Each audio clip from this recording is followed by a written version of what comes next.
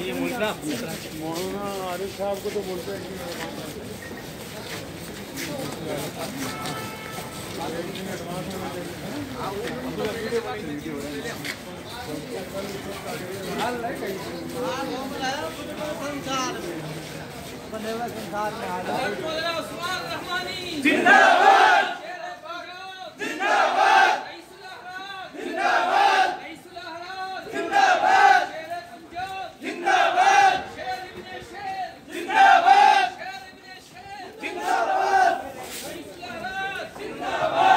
बेटा ध्यान से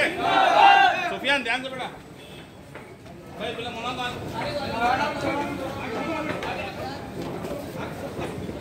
ऐसे इधर